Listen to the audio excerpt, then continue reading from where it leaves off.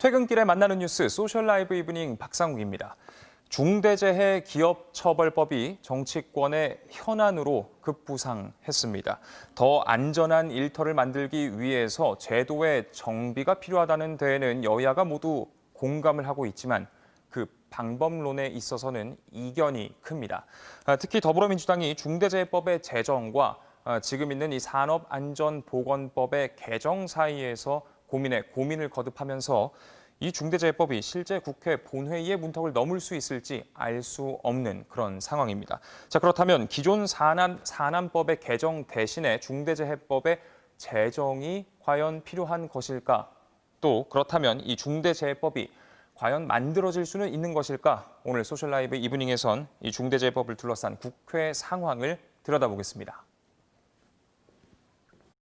먹고 살기 위해서 뛰어든 일터에서 노동자들의 죽음이 일상이 돼가고 있습니다. JTBC는 노동자들이 죽지 않고 일할 권리를 온전히 보호받는 그날까지 추적하고 집중 보도하겠습니다.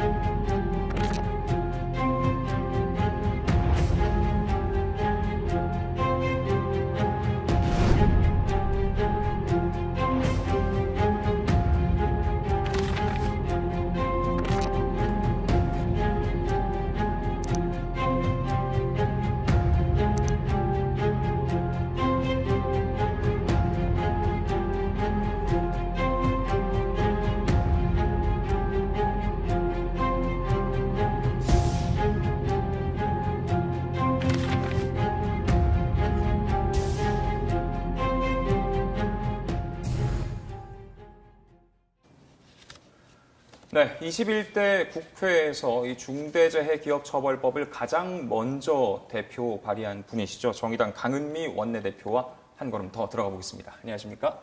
네, 안녕하세요. 정의당 원내대표 강은미입니다. 네, 일단 오늘 국회 이야기부터 좀 해야 될 것 같습니다. 이제 오늘 이 환경노동위원회 전체 회의가 있었잖아요. 그런데 이제 전날 같은 경우에 이낙연 더불어민주당 대표께서 이제 중대재해기업처벌법과 관련해서 상임위에 이 심의에 적극 임하겠다 이런 의견을 밝혔었는데 어떻게 오늘 전체 회의에서 좀 기류의 변화 같은 게 좀 있었을까요?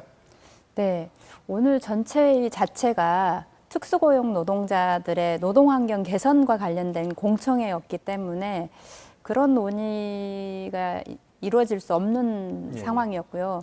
다만 이제 민주당 의원 안에서도 산안법 개정안을 제출한 의원이 있고 중대재해기업처벌법이 제정돼야 된다고 하는 의원이 있어서 조금 분위기가 좀 다른 것 같고요. 그다음에 국민의힘도 일단은 이 법안을 필요하다라고는 대표나 뭐 그다음 비상대책위원장이 뭐 발언한 바가 있기 때문에 반대는 못하고 무언가 해야 되지 않겠냐 이런 분위기는 있는 것 같습니다. 그렇군요.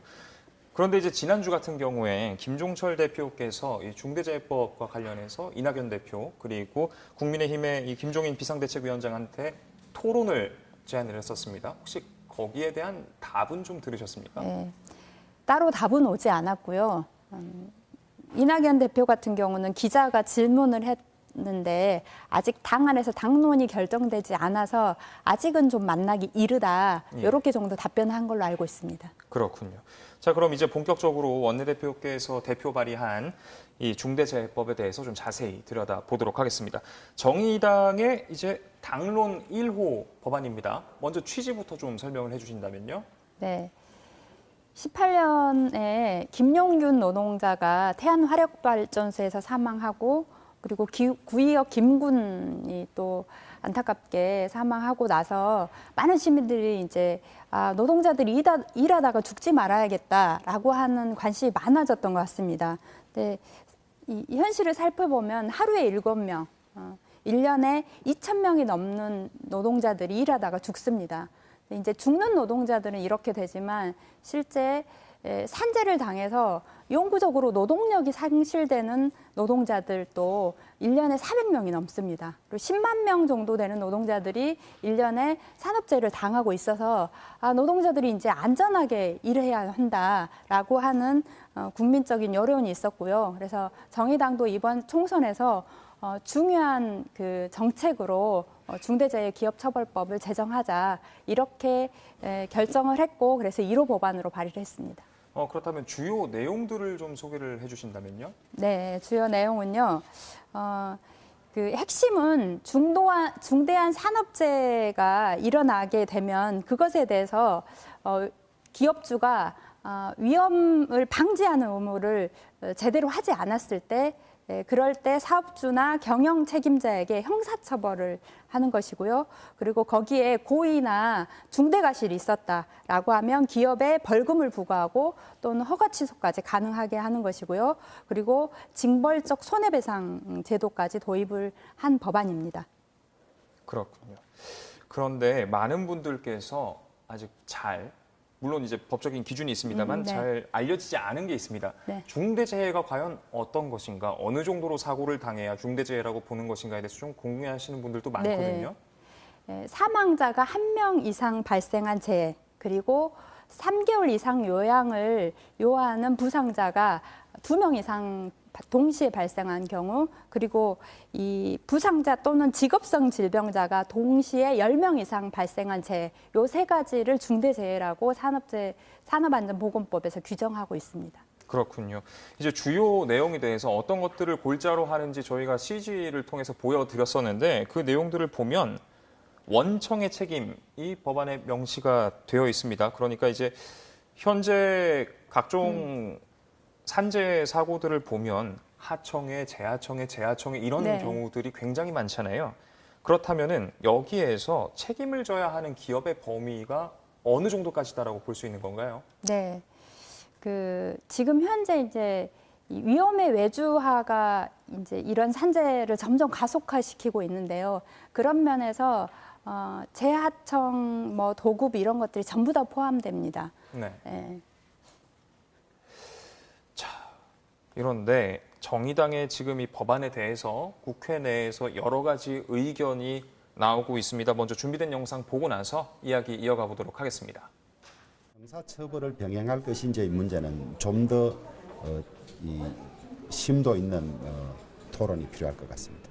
통과냐 마냐 이렇게 너무 묻는 경향이 있는데 하여튼 취지에 찬동한다. 그리고 그런 방향으로 제정되도록 노력한다. 이런 정도입니다. 네, 국민의힘 주호영 원내대표의 말이었습니다. 이 중대재해법의 취지에 동의를 한다. 네. 동의하지만 이 사업주에 대한 형사처벌 문제는 토론을 해야 한다. 이런 이야기였는데 어떻게 보십니까? 지금 현재 산업안전보건법에도 사업주에 대한 형사처벌이 들어 있습니다. 그래서 이제 그것을 아마 모르고 발언한 건 아니실 것 같고요. 아시겠지만 2000 화재 참사로 해서 38명의 노동자가 숨졌는데요. 동시에 같이 하면 안 되는 작업을 시켜서 38명이 죽었어요. 그럼 그런 문제에 대해서 형사처벌을 하지 않는다? 이런 게 국민의 정서에 맞는 것인지 오히려 묻고 싶고요. 중대재해기업처벌법 취지에 동의한다고 하면 거기 안에 형사처벌도 당연히 들어가야 된다고 생각합니다. 네. 그런가 하면 이제 사망사고들을 살펴보면 안전수칙 같은 걸 무시하고 이제 공기를 맞춰라, 너무 신속하게 이제 해라 이렇게 해서 발생하는 경우도 있고 또 필요한 보호장구가 분명 있는데 지급을 하지 않아서 사망사고가 발생하는 경우들도 더러 있습니다. 그런데 이런 것들을 했지만 예기치 않게 사망사고가 발생하는 경우도 분명 있기는 있단 말이죠. 그러다 보니까 이제 일각에선 그런 것들을 안 따지고 모든 사망사고에 대해서 사업주의 책임을 묻는 것은 조금 무리가 있는 거 아니냐 이런 우려의 목소리도 나오는데. 그러니까 모든 사고에 대해서 기업주에게 책임을 묻는 건 아니고요. 예. 전제 조건이 사업주가 위험을 방지할 의무를 주는 거고요. 그것을 다 하지 않았을 때 책임을 묻는 것이에요. 그래서 충분히 다 했는데 예기치 않은 사망이 있었다. 그것은 이제 빠져나가겠죠. 근데 대부분의 산재 사망 사고가 예기치 않는 사망사고이기보다는 충분히 예상할 수 있는 사망사고인데 이 안전 의무를 다 하지 않아서 구의역 김군도 그렇고 우리 김용균 노동자도 그렇고 대부분의 특히 이제 건설업과 관련해서 떨어져 죽는 노동자들 50% 정도 되는데 거기도 대부분은 안전장치를 제대로 하지 않았기 때문이거든요. 그런 것들은 당연히 사업주에게 책임을 물어야겠죠.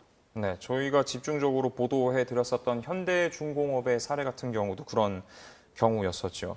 그런가 하면 이제 이 법안에 가장 강력히 반발하고 있는 곳 바로 산업계인데 산업계 네. 같은 경우는 이제 현재 있는 이 산업안전보건법이 정한 사업주의 처벌 형량은 이미 이게 세계 최고 수준이다 이렇게 주장을 하고 있는데 맞는 겁니까? 제가 파악하기로는 우리나라보다 훨씬 과한 법률이 있고요. 예. 그리고 이제 우리가 이제 법원에서 판단을 할 때 굉장히 낮게 솜방망이 처벌을 하고 예. 있거든요. 그래서 실제 이제 5년간 상해 사망 사건의 경우 0.57% 정도의 기소율을 보였고요. 그리고 평균 벌금이 450만 원 정도밖에 되지 않습니다. 그러니까 굉장히 지금 형벌이 낮은 편이죠. 예. 예. 그렇군요. 그런가 하면 이제 이런 우려의 목소리도 나옵니다. 이제 한국산업안전보건공단의 통계를 살펴보니까요. 올해 1월부터 9월까지 총 중대산업재해가 430건이 발생을 했습니다. 그런데 그중에서 365건, 그러니까 전체의 84.9%가 50인 미만의 사업장, 그러니까 이제 영세 사업장에서 발생을 한 건데 영세 사업장 같은 경우는 어떻게 해야 되냐 이런 우려의 목소리도 나옵니다. 대표적으로 이런 우려를 한 게 더불어민주당의 박주민 의원이었는데 박 의원의 말 듣고 나서 이야기 이어가 보도록 하겠습니다. 그런데 워낙 영세한 업체의 경우에는 안전 의무자나 보건 의무 관련된 관리자를 두는 것 자체가 너무 어렵다. 그래서 정부의 지원이라든지 보조할 수 있는 제도 마련도 동시에 진행되면서 이 법이 적용될 필요가 있다라는 말씀들을 많이 주셨고요. 그래서 저희들이 아쉽고 안타깝지만 그런 보조적인 제도 마련과 함께 추진하겠다라는 그 방침을 정했고, 그래서 일정 기간을 좀 유예하면서 그런 제도를 갖춰나가는 식으로 하기로 했던 겁니다. 네, 50인 미만 사업장 같은 경우에는 이제 안전관리인을 두기가 어려우니까 4년의 유예 기간을 두자 하는 박주민 의원의 이야기였습니다. 이 부분은 어떻게 보시는지요? 그러니까 이제 반대로 되돌려 보면 50인 미만 사업장의 사망 사고가 85%입니다. 예. 여기를 4년 동안 유예한다고 하는 것은 그럼 몇천 명의 노동자들이 그 동안에 죽더라도 다시 내버려 두자 이런 결정이고요. 그리고 이제 또 한편으로 보면 대기업이 위험을 외주화하면서 실제로 50인 미만 사업장 중에서도 대기업의 하청이나 또 하청의 하청 이런 예. 방식이 많아서 이런 문제와 관련해서는 오히려 뭐 직접 고용을 하든지 아니면은 이 사고를 줄이기 위해서 원청이 더 많이 노력하게 하든지 이런 방식이 좀 필요하지 않을까 싶고요. 그리고 이제 실제로 지원이 필요하다고 하면 바로 지원할 방안을 찾아야지 여기를 4년 유예하는 것은 조금 적절하지 않아 보입니다. 그런데 사실 이렇게 법 제정도 당연히 중요하고 의미가 있지만 무엇보다 이 법이 현장에서 잘 시행이 될 수 있도록 적용이 될 수 있도록 하는 것도 그건 못지않게 중요할 것 같은데 그렇다면은 현재 이제 발의하신 이 법안의 실효성을 높이기 위한 어떤 조치나 그런 것들이 좀 있을까요? 예를 들면 어떤 것들이 있을까요? 그러니까 이제 이 부분을 많이 질문을 하는데요. 저는 이 법 제정 자체가 굉장히 실효성을 높일 거다라고 생각을 합니다. 그러니까 이제 지금까지 사망사고가 나면 그냥 말단 관리자 정도가 뭐 집행유예 정도를 처벌받았고 벌금도 평균이 이제 450만 원이지 그러면 훨씬 더 낮게 받기도 하잖아요. 그런 상태에서는 기업주가 돈을 들여서 위험을 예방하기 위한 노력을 하지 않는 거죠. 네. 이 법이 만들어지면 당장 이 올해의 이 생산량이 얼마고 이윤을 어떻게 할까 이런 논의를 하는 것처럼 우리가 위험 예방을 어떻게 할 것인지, 그러니까 기업 문화 자체가 바뀌면 저는 산업재해를 엄청 많이 막을 수 있겠다라고 생각을 하는데, 이 법이 만들어지면 결국은 기업주가 이 예방을 하기 위해서 적극적으로 노력하게 되면서 굉장히 큰 예방 효과가 있을 거다, 이렇게 봅니다. 그 말씀은 그러면 현재 상황에서는 기업주나 사업주가 이제 안전을 위해서 고정적으로 들이는 비용보다 차라리 사고가 한번 생겼을 때 뭐 한번 벌금을 내던지 하지 하는 비용이 더 적다 보니까 그런 식의 판단을 하고 있다, 그런 식의 행동을 하고 있다, 이런 말씀이신 건가요? 네, 최근에 한 언론에서 나온 것도 이제 노동자들이 그 제품의 물건이 낡아서 계속 이렇게 교체해달라고 했는데, 네네. 그 교체하지 않아서 노동자는 죽었고 그 교체하는 비용이 2천만 원밖에 들지 않았거든요. 그러니까 그런 면에서 이게 최고 책임자의 처벌이다라고 하면 2천만 원 들여서 당연히 그거 바꿨겠죠, 부품을. 그러니까 그런 면에서 이 법 자체가 예방 효과가 크다, 이렇게 보는 거죠. 그 고로 사고 말씀해 네. 주신 것 같은데, 예, 알겠습니다. 그런가 하면 오늘 민주당의 장철민 의원이 이제 산업안전보건법 개정안을 발의를 했습니다. 동시에 이제 1년에 3명 이상의 노동자가 사망한 기업의 사업주에게 100억 원 이하의 과징금을 부과하는 그런 내용이 담겨 있는데, 이 내용 같은 경우는 어떻게 평가하시는지요? 네. 올해 상반기에 중대재해 발생한 건이 302건입니다. 여기에서 3명 이상의 사망사가 있었던 건 2건이거든요. 네. 그러니까 그런 면에서 보면 굉장히 실효성이 떨어진다. 실제 대부분 뭐 김용규 노동자도 그렇고 구의역의 김군도 그렇고 이런 사건들에 대해서는 여기에서 별로 적용이 되지 않는 거잖아요. 예. 그래서 왜 이런 실효성 떨어지는 법안을 만들어서 마치 그 기업을 하는 사람에게는 엄청난 그 과징금을 무는 것처럼 느껴지지만 실제로 이걸 물 사람은 거의 없는 그런 법안, 사문화되는 법이 되지 않을까 하는 생각도 듭니다. 그렇다면 이런 생각도 들 수 있을 것 같습니다. 예를 들어서 지금 발의하신 이 중대재해법의 내용 정도의 강력한 탄탄한 내용이 개정안에 담기면 되는 것 아니냐. 이게 기존에 있는 법을 두고 추가로 무언가 새로운 법을 제정하는 것이 갖는 별도의 의미가 있느냐 물어보시는 분들도 계시는데.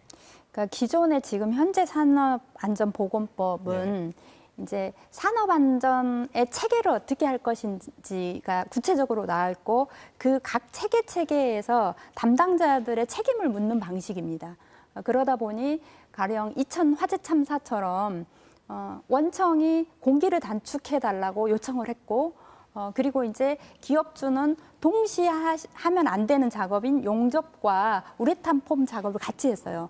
근데 양쪽의 사장은 이번에 실제 구속이 안 됐거든요. 그리고 나머지 실무자급만 8명이 구속이 됐어요. 이런 상황을 볼 때에도 지금 있는 이 법안에서는 정말 책임을 져야 될 책임자는 실제 책임을 지지 않을 경우가 많고, 그러다 보니까 이런 재해가 계속 반복된다. 그래서 이 산업법 개정안으로는 지금 현재 일어나는 산업재해를 막기는 어렵다, 이렇게 보기 때문에 이 법률안이 반드시 필요하다고 생각합니다. 네. 지금 그럼에도 불구하고 이제 민주당 같은 경우는 개정안을 발의를 한 상태고요. 네. 원내대표께서 환노위에 계시다 보니까 예를 들면은 그린 뉴딜법 같은 경우에도 네. 녹색성장기본법을 개정할 것이냐 아니면 새로운 법을 만들 것이냐를 놓고 민주당 같은 경우는 새로운 법을 만드는 쪽을 택했습니다. 그런데 이제 산안법 같은 경우에는 새로운 법을 만들기보다는 개정하는 쪽을 택했고, 보시기에 어떻습니까? 일단 이낙연 대표가 관훈클럽 토론회에서도 중대재해기업처벌법 제정이 필요하다라는 이야기를 다시 하셨어요. 이제 그런 면에서 산안법 개정안을 할 수도 있어요. 그리고 다시 중대재해기업처벌법 제정법을 또 통과시킬 수도 있거든요. 그러니까 다른 나라들도 산안법도 굉장히 강하고 중대재해기업처벌법 같은 그 기업살인법이 같이 있어서 실제로 이 산업재해를 많이 줄였거든요. 그래서 반드시 둘 중에 하나만 해야 된다는 건 아니고 두 개 법률안이 같이 갈 수도 있다. 근데 다만 산업안전보건법을 개정안으로만 가면 안 된다. 중대재해기업처벌법 제정이 꼭 필요하다는 생각이고요. 그 문제와 관련해서는 민주당 안에서도 지속적으로 일부 의원들이 요청을 하고 있고 우리도 이낙연 대표가 국회에서 당대표 연설에서도 전 국민에게 약속한 바가 있기 때문에 이 약속을 지켜라 이렇게 계속 요구를 하고 있습니다. 네. 많은 분들께서 의견과 질문 보내주시고 계시는데 한번 살펴보고 가도록 하겠습니다. 유튜브에서 아이디 이동원님, 모든 법이 발의가 되면 그 효능이 제대로 발현이 돼서 해당되는 사람들이 제대로 보장을 받았으면 좋겠습니다. 라는 의견 남겨주셨습니다.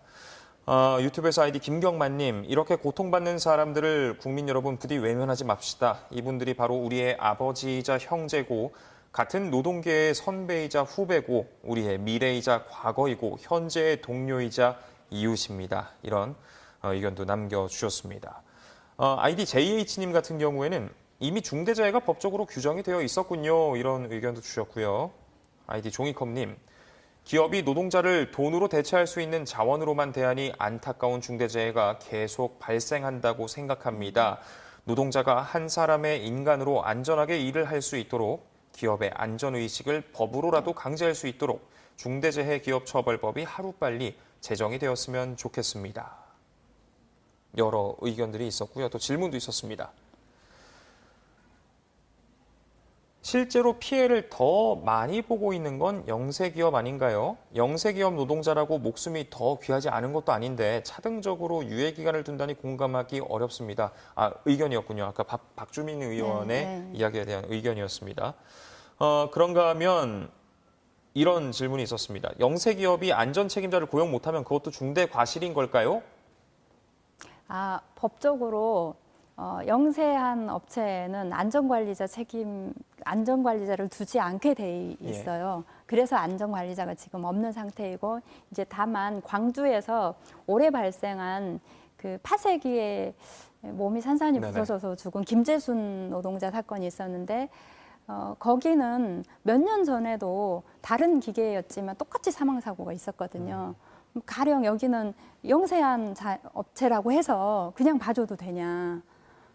근데 지금까지도 그 사장이 유가족에게 사과도 하지 않았거든요. 그러니까 오히려 영세한 업체라도 이 노동자가 사망하는 것에 대해서 안전 의무를 다하지 않았다고 하면 그만큼의 책임은 물어야 된다고 생각합니다. 네. 사실 이 중대재해기업처벌법은 지난 2017년 대선 당시였었죠. 문재인 대통령의 공약이기도 했었는데 최근에 이 중대재해처벌법에 대한 여론조사를 한 결과가 나온 게 있습니다. CG로 함께 보면서 좀 이야기 나눠보겠습니다.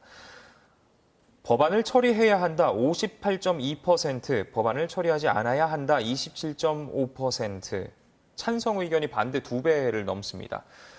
그럼에도 불구하고 현재 여당이 이 제정에 적극적으로 나서지 않는 이유가 따로 있다고 보시는 게 있습니까? 정말 이유를 모르겠어요. 촛불 정부가 만들어졌고 그리고 이제 국회의원 숫자가 적어서 그때 이게 나라냐라고 외쳤던 국민들이 원했던 개혁이 잘 되지 않았고 그래서 국회의원 수를 180명 가까이 만들어줬는데 국민의 생명과 안전을 지키는 것보다 더 중요한 게 무엇이 있을까? 근데 왜 이것에 대해서 이렇게 소극적인지 잘 이해가 안 되고요. 그리고 그것 때문에 좀 화도 많이 납니다. 네. 앞서서 이제 원내대표께서도 말씀해 주셨습니다만 이낙연 대표가 오늘 관훈 토론회에서 이렇게 이야기를 했습니다. 중대재해기업처벌법은 법안에 쟁점이 있으니 조정을 해야 한다. 이 중대재해법과 관련해서 그러면은 여야가 협상하는 과정에서 이제 대표 발의한 입장에서 절대 포기할 수 없는 이것만큼은 빠지면 안 된다, 지켜내야 한다, 사수해야 한다 그런 게 있을까요? 꼽으신다면은? 네, 국민의 생명과 안전은 포기할 수 없는 마지노선이라고 생각하고요. 그래서 이 법 제정 자체가 결국은 국민의 생명과 안전을 지키는 것이고 거기 안에 이제 이 하한형이라든지 그다음에 징벌적 손해배상이라든지 이런 것들을 해서 정말 내가 안전 의무를 다해야겠다라고 하는 기업주의 기업 문화가 바뀌는 계기가 될 수 있는 정도의 처벌이 필요하다고 생각합니다. 네. 지금 유튜브에서요, 아이디 지즈나인69님께서 굉장히 안타까운 의견을 남겨주셨습니다. 미성년자였던 사촌 동생이 배달 노동자로 죽었어요. 그게 벌써 10년 전인데 지금 배달 노동자들을 보면 똑같은 거 이상으로 더 많이 죽고 갈립니다. 목숨이 일회용품 같이 쓸려가는 한국. 물론 중대재해기업처벌법이 뭐랄까요, 포함할 수 있는 범위라고 보긴 어렵겠습니다만 이 부분 같은 경우도 분명 최근 들어서 특히나 이런 네. 배달에 대한 수요가 높아지다 보니까 좀 같이 봐주시면 좋을 것 같은데 어떻습니까? 네, 그래서 이렇게 플랫폼 노동자들 예. 그리고 라이더들, 특고 노동자들 이런 사람들은 아예 산재의 통계 자체도 잡히지 않거든요. 그렇죠. 예. 그래서 이제 전체적으로 보면 적어도 일하는 노동자가 산업체의 그 보장을 받아야 되고 그다음에 고용보험의 보장을 받아야 되고 요 두 가지는 지금보다 훨씬 더 확대해서 그런 노동자들도 법의 보호를 받을 수 있도록 국회에서 적극적으로 노력을 해야 된다고 봅니다. 네. 자, 그리고 국회에서 최근에 뜨거운 감자로 떠오른 또 다른 노동 관련 이슈가 있습니다. 바로 52시간 제도인데 일단 국민의힘 윤희숙 의원이 이제 이런 글을 페이스북에 올렸었죠. 중소기업의 52시간제 적용 시한을 코로나19 극복 이후로 연기하는 것이 전태일 정신을 잇는 것이다. 어떻게 보십니까? 우리 전태일 열사가 이 이야기를 들었다고 하면 얼마나 화가 났을까. 어떻게 이 문제에 전태일 정신을 이야기할 수 있는 것인지 납득이 되지 않고요.